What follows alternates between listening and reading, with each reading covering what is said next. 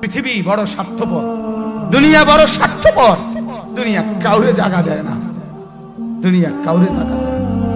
এত মজবুত পাইলিং করে যেই বিল্ডিং বানাইলাম, দুনিয়া তারে থাকতে দেয় না। যা বেটা যা, যা তুই লাথি দিয়া বাড়ি করে যা, কবরে যা, কবরে যা। দুনিয়া কাউরে থাকতে দেয় না।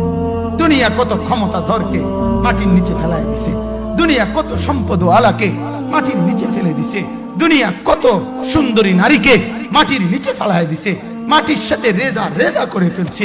আজ আর চেহারা নাই, আজ আর রূপ নাই, আজ আর যৌবন নাই, আজ আর ক্ষমতা নাই।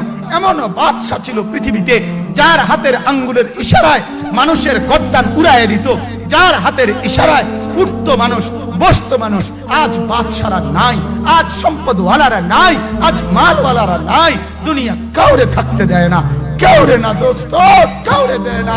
দুনিয়া দাদারে আমার থাকতে দেয় নাই। আমার দাদারে আমি দেখছি, আজ আমার দাদা নাই।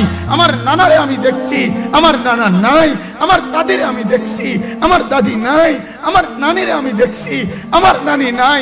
আমার বাবারে আমি দেখছি, 14 লক্ষ টাকা বাবার পেনশনের আমি সব ডাক্তারের পিছনে খরচ করে ফেলছি, বাড়ির ফসলের জমি বিক্রি করে ফেলছি। আমার বাপ যেন না মরে বারবার বারে হসপিটালে নিছি, কিন্তু দুনিয়া আমার বাপকে থাকতে দেয় নাই।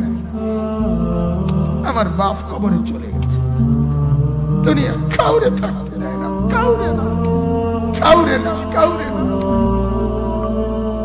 কাউরে না। আমার বাপ দুনিয়া কাউরে থাকতে দেয় না। তুমি থাকবা না, তুমি থাকবা না। দুনিয়ার ধোকায় পড়ো না বাপ, দুনিয়ার ধোকায় পড়ো না।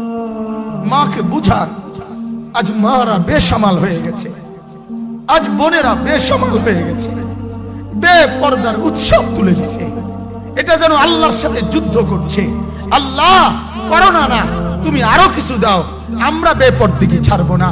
যুবক ছেলেগুলো যেন বলতেছে, আল্লাহ তুমি করোনা দেওয়ার চাই দাও, অশ্লীল ছবি দেখা, ফেসবুকে নর্তকী দেখা আমরা ছাড়বো না। দেখি তুমি কি করতে পারো, তুমি যা করার করো। দোকানদার ব্যবসায়ীরা হারামের লেনদেন করা বন্ধ করছে না, সুদখোর সুদ ছাড়ছে না, ঘুষখোর ঘুষ ছাড়ছে না, নাফরমান আর জিনাকার ব্যভিচারী এরা কেউ কিছু ছাড়ছে না। বেহায়ার বেপর্দা নারী তার অশ্লীলতার বেহায়াপনা ছাড়ছে না। মুসলমান তার ঘরে টেলিভিশনের নর্তকীর আওয়াজ তো বন্ধ করছে না। হায় করোনা কিভাবে যাবে, আযাব কিভাবে যাবে বলেন, বলেন, বলেন আপনারা। আমার বাপ ফেরাউনের উপরে তো আযাব এতদিন ছিল না, নমরুদের উপরে আযাব এতদিন ছিল না, সাদ্দাদের উপরে আযাব এতদিন ছিল না, কারুনের উপরে আযাব এতদিন ছিল না, লূত আলাইহিস সালামের কওমের উপরে আযাব এতদিন ছিল না, হুদ আলাইহিস সালামের কওমের উপরে আযাব এতদিন ছিল না, নূহ আলাইহিস সালামের কওমের উপরে এতদিন আযাব ছিল না। আজ আমরা মালিককে এই পরিমাণ নারাজ করছি, মালিক এত বেশি নারাজ। আজ 1 বছর হয়ে গেছে, 1 বছরের চাইতে বেশি হয়ে গেছে, কই করোনার মহামারীর আযাব তো যাচ্ছে না, গেছে গা বলে। আমাদের লক্ষ লক্ষ বাচ্চার পড়ালেখা বন্ধ, এরা নষ্ট হওয়ার চূড়ান্ত পর্যায়ে পৌঁছে গেছে। মোবাইল এদেরকে শেষ করে দিছে, লক্ষ লক্ষ ছেলে। গতকালকে এক মা আমার আত্মীয় ফোন দিয়া বলতেছে, সকাল 10টায় বাচ্চাটা ঘর থেকে মোবাইল লইয়া বাইর হইছে, রাতের 10টায় মা তারে ফোন দিয়া বলছে, বাপ ঘরে আসতি না, ভাত খাইতি না। বাচ্চা তারে বলতেছে, তোমার অসুবিধা কি, তোমার সমস্যা কি?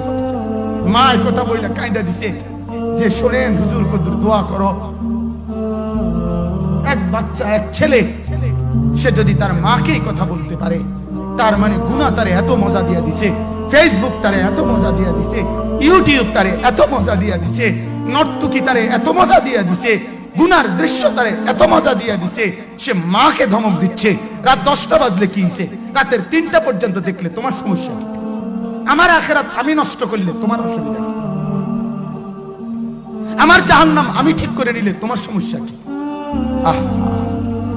আল্লাহ আমাদেরকে মাফ করে দেন, আল্লাহ আমার জাতিকে মাফ করে দেন।